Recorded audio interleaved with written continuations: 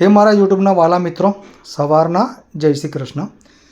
એક સોની પરિવાર હતો. એમાંથી સોની જે પુરુષ હોય છે એ મરી જાય છે એટલે એનામાંથી એટલું બધું દેવું હોય છે કે ઘરનું બધું બહુ વસ્તુ વેચીને ગરીબીમાં મરી જાય છે. એટલે ગરીબીની અંદર એની માતા અને સન છોકરો બે જણા જીવતા હોય છે. જેમ તેમ કરીને જીવન નિર્વાહ ચલાવતા હોય છે.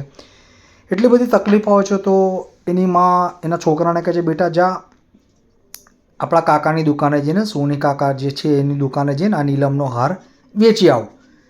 છોકરો જાય છે, એના કાકાની દુકાનનો મોઢે ચડે છે. કાકાને કહે છે, એ કાકા આ નીલમનો હાર મારા પપ્પા મૂકી ગયા છે તો મારે વેચવો છે ને મને પૈસાની જરૂર છે.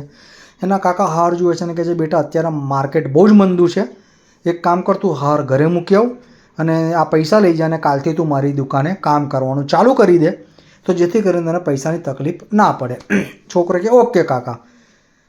એ નીલમનો હાર લઈને છોકરો ઘરે જાય છે. નીલમનો હાર ઘરે મૂકી દે છે અને બીજે દિવસથી કાકાની ત્યાં સોનીની ત્યાં કામ ચાલુ કરી દે છે અને વર્ષો વીતતા જાય છે, ટાઈમ વીતતો જાય. છોકરો સોના ચાંદી હીરા જવેરાત નીલમમાં પારખતો થઈ જાય છે, એકદમ તજજ્ઞ થઈ જાય છે.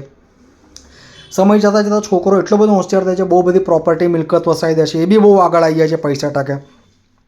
એના કાકા જોડે પાર્ટનરશિપ કરી લે છે. એ કાકા કહે છે કે બેટા એક કામ કર, હવે તો આપણે સુખી છે, માર્કેટ બી અપ થઈ ગયું છે, જ્યાં ઘરે જઈને પેલો નીલમનો હાર લઈ આવીને આજે માર્કેટમાં વેચી દઈએ જેથી કરીને પૈસા આવે, સારા પૈસા આપણે ધંધામાં ઇન્વેસ્ટમેન્ટ કરીએ. છોકરો ઘરે જાય છે, નીલમનો હાર લાવે છે. નીલમનો હાર પકડતામાં જઈને તો ખબર પડી જાય છે, જો ઘરે જાય છે કે આ તો ડુપ્લિકેટ હાર છે.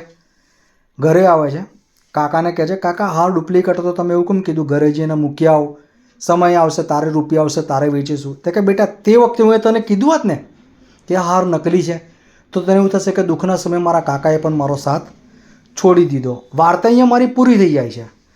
મારો કહેવાનો મતલબ એક જ છે, સંપ હોય ને, સંપ ભાઈઓમાં સંપ હોય, કુટુંબમાં સંપ હોય, સગામાં સંપ હોય ને તો એક પડતો હોય ને તો બીજો ઉચકી લે અને બીજો પડતો હોય ને તો એક ઉચકી લે.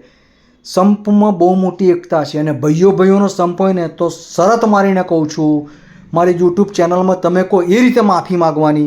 બે ભાઈઓમાં સંપ હશે ને તો કદી એ કુટુંબ દુઃખી નહીં હોય, આ મારી ગેરંટી છે. આટલું કહીને મારા વિડીયોને લાઇક શેર સબસ્ક્રાઈબ કરજો. જય શ્રી કૃષ્ણ.